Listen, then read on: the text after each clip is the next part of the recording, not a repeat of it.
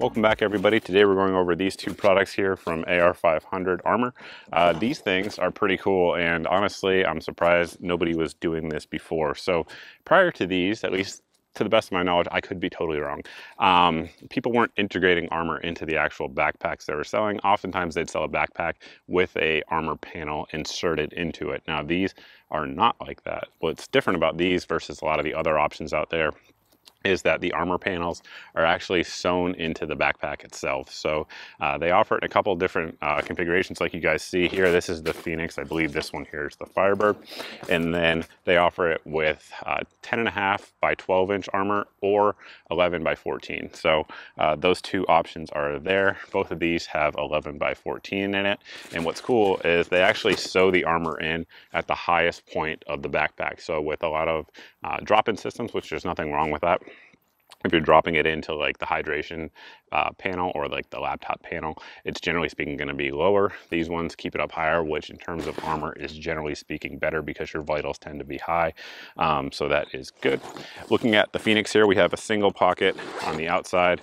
There's, you know, your standard accoutrements in there. You can hook your keys, pens, all that sort of stuff. I'm showing you the inside now because we're about to shoot it. Out here on the front, we have another small pocket there. And stitching on these guys looks good. It's not overdone, I'll tell you that much. And I don't know if that's good or bad. It depends how you want to look at it. So if you look at a lot of like tactical packs, like this one, for instance, it has a lot heavier stitching on there. So that's going to kind of stand out if your kid is hanging out in an elementary school. This one definitely appears to have stitching where it should be. I'm not saying it's a bad thing, but it's not like overdone and there's not box stitching everywhere and all the sorts of things that you would expect from like a tactical pack. So we have our little logo here up front, which again isn't, unless you knew what this was, you wouldn't know what it was, right? It looks like a normal backpack either way. So that's good in my opinion. This particular one happens to have a bolt carrier group in there that I'm testing out as well. We have this little flexible panel here so you can still put a laptop in there and have it secured. It's bungeed down, and you know, the logo here, you can feel right here is where the top of the armor is on this one. Like I said, there's no armor exposed, anything like that. It's all sewn up. And one part that kind of is heavier stitching is right here on this seam here where they're actually sewing that armor in, which makes sense because they're sewing it in to be as high as possible. So they do have some heavy duty stitching on there to support the weight of the armor. Speaking of that, what's the weight? These panels are not heavy at all. Rolling the exact weight on the bottom, but they're less than 2 pounds for sure, even with the larger size that we have here. So one of the things that's nice is that for many of you out there who were in the military know that carrying around heavy backpacks all the time is just not good for you in any way, shape, or form. So you don't want to be saddling your kids with something that's super heavy. So these are relatively lightweight. Of course, they're going to stop most pistol rounds, which we're about to test here in a second, and shotgun rounds. People have asked me in the past about layering soft body armor with books. So I only have one that I brought out today. It's actually the Brownhouse catalog. So we're going to test that against rifles and see how that does. But it's not rated for that, just to kind of put that out there. So yeah, that's what we're going to do. We're going to take this one, we're going to leave it so that way we can compare and contrast afterwards and kind of go over how it performs. Sorry, the image quality is not quite as good in the shade, but guys, it's triple digits out there. It's no joke. So first up, it's going to be some 22. We have some Syntech Federal ammo coming out of the Smith & Wesson Victory Performance Center wearing a Bowers Group can, and we will see how it does. The target, or the backpack I should say, is downrange at approximately 15 feet. So we're essentially home defense type distances. And behind it is a Miller Lite case full of sand. So it's going to replicate something behind it. It's not just free floating in space. And again, we'll see how it does. Should be fine on this. Turn my dot on. Let's go check it out.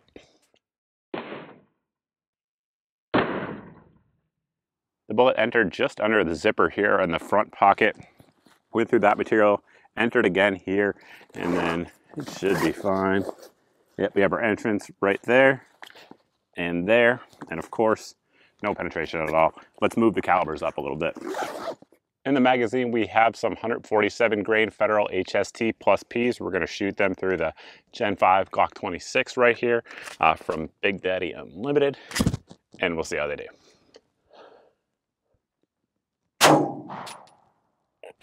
Let's go check it out.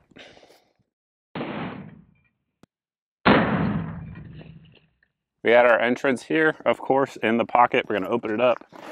Sure, it went through. Yep, went through, entered right there on the liner. And then actually, I can actually see the bullet. I don't know if you guys will be able to see it, but if you see that little thing sticking out right there, that is the actual round right there. Definitely didn't go too far in there at all. Again, we'll step it up. The next load up is some 10mm double tap ammo. This stuff's pretty hot, 180 grain, and we're shooting it through the Crisp Vector here, which has a barrel that's longer than probably most 10mm, so it's gonna get some good velocity out of it. And we have the Bowers Group ASP on there. We'll see how it does. Moved it a little bit. Let's go check it out.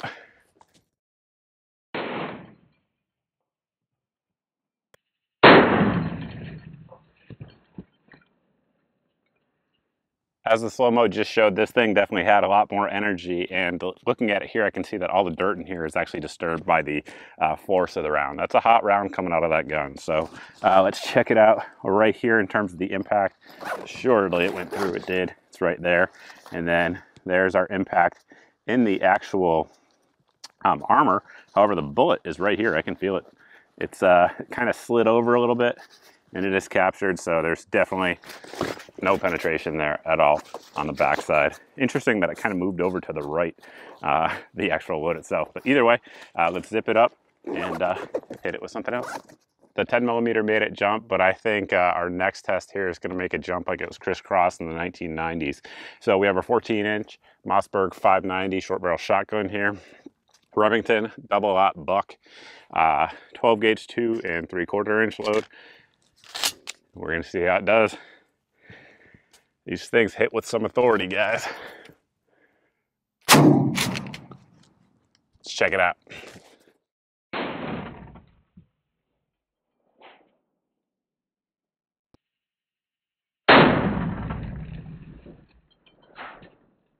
We certainly pushed the dirt back with that one. Not sure about the pattern. I may have been a little bit low. We'll check that here in a second.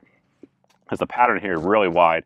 This load patterns terribly in a lot of guns, which is actually one of the reasons I wanted to test it. So double-aught buck, for those that you don't know, it's a heavier buckshot load. And out of that barrel, it's definitely going over 1,200 feet per second, which is not insignificant considering 9 of them are coming at once, right? All the different impacts here, like I said, we had 3 down here that are low, and especially at the angle I have it at, we'll be interested to see what actually happened there. Everything. So I don't know if the bike picked it up, but when I just moved it, I could hear all the pellets shaking at the bottom. So that's a good sign. All right, so you guys can see we have a bunch of entry holes. Same thing is true here. I'm feeling the bottom to see if anything came out there. Nope. So it all went into the armor itself. And we had no pass-through. So that's good. See, on the low angle, I was thinking I might miss the armor. The armor comes right down to about there. And so it's almost the entire length of the back, but we got all of them there, and we're good to go. So now what I'm gonna do, guys, is introduce the Brownells catalog in there and see if it'll stop rifles. Again, 2 books, probably better, 2 catalogs would probably be better, but this is all I have because that's what came in the mail this week. And we're gonna see how it does. Again, it's totally not rated to stop rifles, at least not these versions. From what I understand, there are versions in the works that will be rifle rated. Of course, they'll be much heavier as well. But anyway, we're gonna test this one with a book in it and see how it does.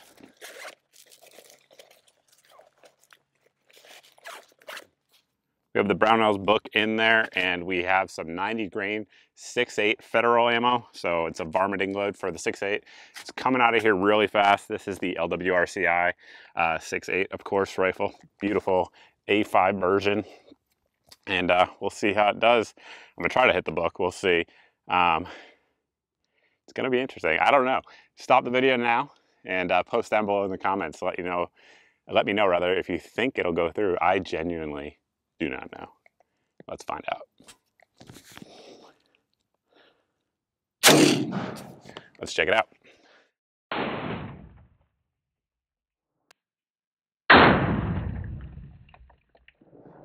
Moment of truth time. We had our entrance, of course, center punched it, and I'm just gonna assume it went into the book. It did. And came out the back of the book. Interesting to note for those of you guys who are armor junkies, that's a clean hole. So it doesn't look like it was tumbling. Leads me to think it probably went through. If it's tumbled, then the level 3 a lot of times can catch a bullet going sideways. But we have our entrance hole there. It looks nasty as can be. Oh, went through. So at least with this load, you'd need more than one book. We're gonna try it here with some 855 and see how that does. See if there's any difference. Again, guys, if you put more layers, obviously, of books, you'd have a better chance. But I'm just testing it, just kind of for my own personal intrigue at this point. We have the Palmetto State Armory Freedom Nitride Rifle here, 16-inch barrel, M193 in there, 5.56 chamber in. So again, it's gonna be coming out hot. I wish I had a short barrel rifle out here. I don't today, but we'll see how it does. Brown Owl's book included. Let's check it out.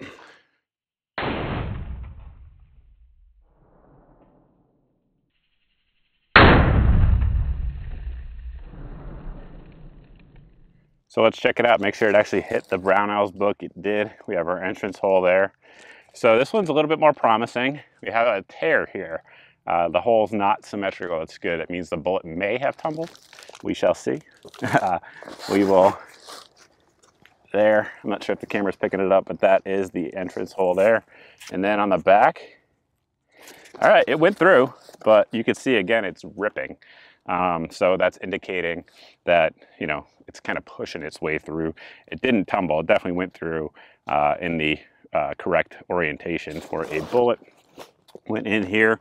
Interesting enough, for those of you guys who are have never seen it tested, we have no penetration here with the sand. Sand is an awesome barrier. There's a reason that militaries use sandbags across the world. So if I find either of those bullets, when I empty this out, we'll check it out and see if it's in there. I just realized I have another caliber out here that we're going to test without the book, and should be pretty fun. When I was grabbing the AR I realized I had this beauty in my bag, and we should probably incorporate this into the test as well. For those that don't know, this is a Smith & Wesson Performance Series 460. Awesome, awesome gun with awesome power. And obviously it's chambered in 460, for those that don't know Smith & Wesson. The load that we have here is the 260 grain pill traveling at 1,600 feet per second. I want to reiterate, this is 100% not rated for this in any way, shape, or form. But that is the bullet right there. And I mean, this thing's as big as like a 4570 cartridge. It's pretty darn close. So we're gonna put it in there and see what it'll do. Again, it's not rated for this, guys. I need to make sure my hands are dry. This rifle, this pistol rather, doesn't come shooting on my hands. It's hot out here. And I'm sitting down as well, which doesn't help recoil wise. All right, let's do it.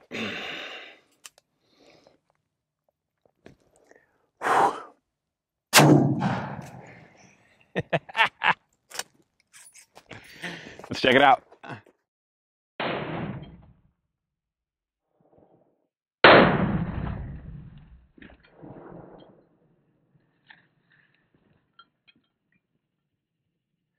We have good news and bad news. The good news is I actually had to reshoot this and shoot it twice because my cameras weren't ready. So you guys should be seeing a bonus footage of an impact here that didn't actually tip it over, but was also from the 460. So good news, more shooting is fun. Also good news, guys, looks like we had no penetration out the back. That's the 6.8 and then the 5.56. So let's check this beast out and see what's going on here. You'll see though it definitely pushed that dirt back a good bit. All right, where are we at? Right here. So our entrance hole's down here. I don't feel any, oh, there it is. So it definitely stopped the bullet and it fell down there to the bottom. Like I said, no penetration, definitely some backface deformation. That 460, man, that thing is no joke. I just wanted to touch on a couple more things, guys, before we close it out. I didn't point out that here on the Firebird, we do have that top pocket. So if you want to throw something in there, whether it be your phone, keys, etc., it has that soft liner, so you could throw sunglasses in there and not have to worry about them getting scratched up. So that certainly is cool.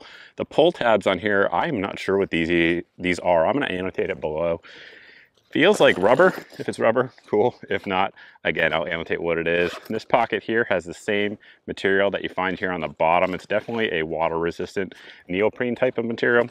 I'm not sure the specifics of what it is, but that definitely is what it feels like. So if you set it down in some water, wet ground, stuff like that, you shouldn't have to worry about it being a problem, at least not for a short period of time. One criticism I have of the pack is the straps here, the shoulder straps. So anybody, again, who's carried a lot of weight for any long period of time knows that the thicker they are, generally speaking, the better, because they will distribute the weight better. Now this pack, even as you see it with the armor and everything, with the 11-inch armor, is still, I think, under 3 pounds. So the pack itself's not heavy, but as you know, people have a tendency to pack their packs heavy. Just kind of is what it is. So if you're throwing a lot of weight in there, having a little bit wider straps would be nice. I mean, they are padded, which is good. So no issues there. It's just something to point out. If they made it a little bit wider, I would personally prefer that. But overall, the most important thing for sure is that it does what it says and protects the person wearing it. Now, some sort of thoughts on backpack armor in general. Obviously, if you're running away from anybody shooting at you, that's going to protect you from being shot in the back. But it can also, if you're like in a hidden position or a bunkered position where you can't get out, you can't run for whatever reason that may be. Anybody who's been to like airborne school knows you can put a backpack on your front and use it accordingly. You can also have it on, hopefully this isn't terrible on my microphone, you can also have it on and deliver fire from it. It'd be a little tougher with a carbine, but definitely with a pistol you could maneuver like this just fine. As you guys can see, it's not going to hamper you in any way in terms of delivering fire if you choose to use it in that mode there. Last thing, price. I don't know what it is off the top of my head. These were sent out by AR-15 Armor, so I appreciate that. AR-500 Armor, excuse me, AR-500 Armor. So I appreciate that. I will annotate the prices down below. And then if you guys aren't following me over on Facebook, I definitely recommend it. AR-500 Armor, they run sales from time to time. When they do, I post it up over there for my viewers to take advantage of. And you can probably get it a little bit cheaper than whatever price is that I just rolled in. Of course, there will be a link down below in the video description as well if you guys want to just go head over there and pick it up. But that's pretty much it, guys. If you have any questions, by all means, post down below in the comment section. You can also post over at my Facebook page that I just referenced. If you need an answer, messaging me on Facebook is the way to get the answer. You may or may not get a reply from me on YouTube, Instagram TV, anywhere else, simply because I don't always see those comments. But in my message box at Facebook, at least as far as I know, I see all of them and I do reply to all of them. So that's it, guys. Thanks for watching. Thanks for subscribing. Glad to see products like this coming out in the market that can keep our family safe, and look forward to seeing all of you in the next video.